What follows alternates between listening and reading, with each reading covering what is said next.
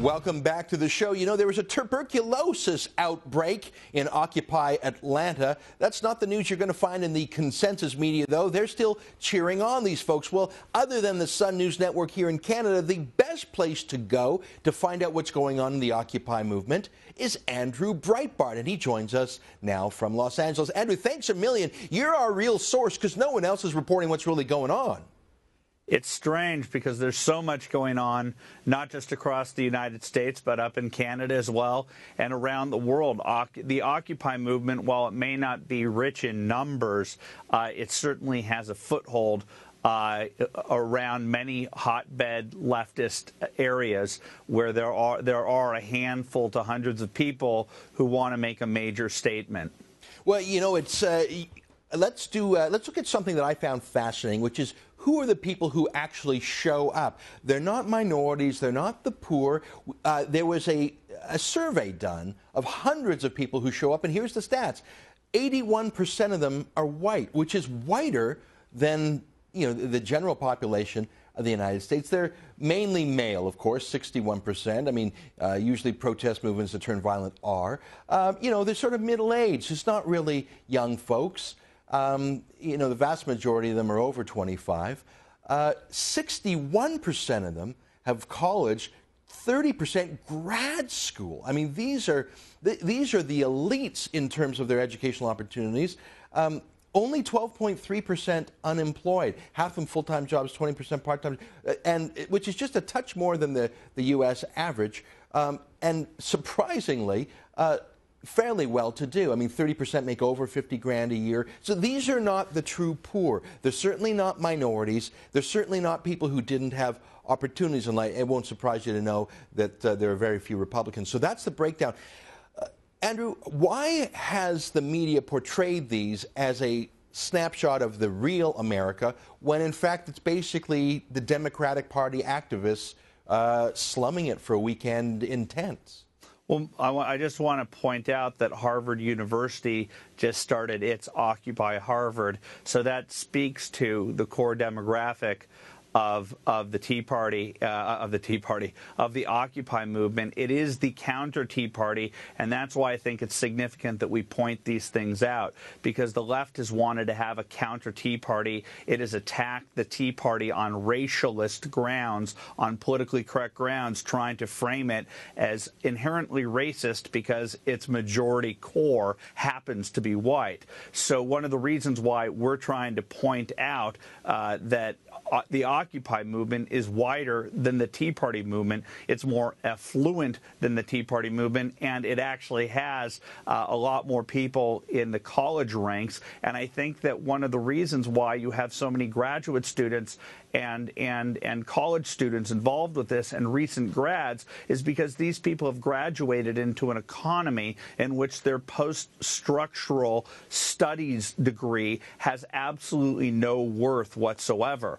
You know, having gender studies degrees, having African studies degrees, American studies degrees, this does not have you prepared to enter the real world with any skill set whatsoever. And these people are starting to realize that college was overly expensive. They owe hundreds of thousands of dollars to Sally Mae and other entities that basically told them, hey, look, if you take out these loans for these $60,000 a year, nothing degrees, you're going to enter into an economy with something that's worthwhile. They have crap. I was reading about some guy who had a master's degree in puppetry. I didn't know you can get that, but I can imagine he's angry. I think he's just probably angry at the wrong people. Now, I want to talk about perhaps the whitest man in America. So white, I think you'd say he's pink. And I'm talking about a fella who is a multimillionaire. He's part of the 0.01%, so to speak, but he claims to be with the working man. I'm talking about the millionaire schlep, Michael Moore. Now, he's attended these Occupy protests. You broke some exclusive news on your website, Breitbart.com. Tell us what that news is about just how poor this soul is, Andrew. Well, these are exclusive photos of Michael Moore's vacation house up in northern Michigan in one of the most exclusive neighborhoods on one of the most exclusive lakes in the entire country called Torch Lake. This is a multi-million-dollar home It is a massive compound. Looks gorgeous. Gorgeous. I fell in love with it myself. There's a beautiful turquoise bay in front of his house.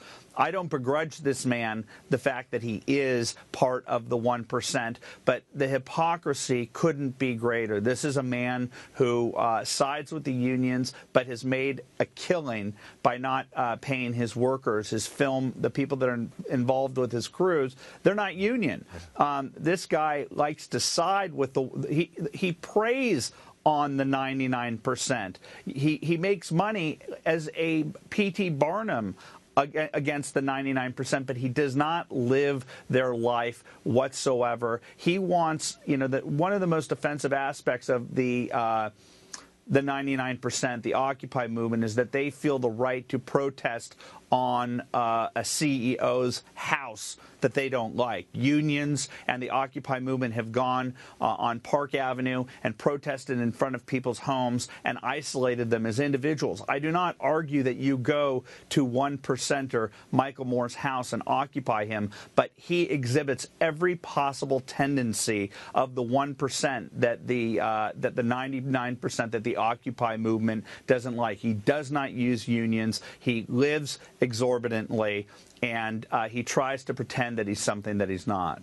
Like, that wasn't even his main home. That was his vacation getaway. Now, you've got the land title document from that house. Let's show it on the screen just for a second. Now, it claims that house is only worth $925,000. No, it's definitely worth. It's probably in the $2 to $6 million range. There's no way I'll buy that right now with $1 million cash. Right now, I'll take that house sight unseen, other than the pictures I've seen. That is a multi-million dollar house, and these are the people who make race an issue. Now, I noticed you blocked out his street address on that document, which is very generous of you, because I don't think they would block up the street address. It was a banker. Now, that first shot, we just saw a picture of the property. He had a fence there. Now, he's not a rancher. He's not trying to keep cattle in. He's trying to keep trespassers out. Andrew, we only have time for one last question, and it's this.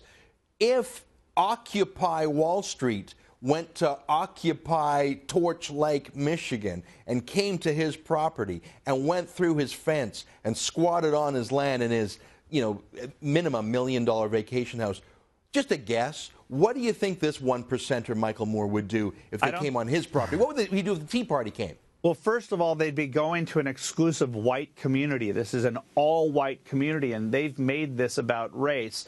They've made this also against private property. These are socialists and anarchists who are against the very concept of private property, and he is a private property owner. And this really is a battle between the ideals of capitalism and the ideals of socialism, and I don't think that Michael Moore would like to lose that house to the collective.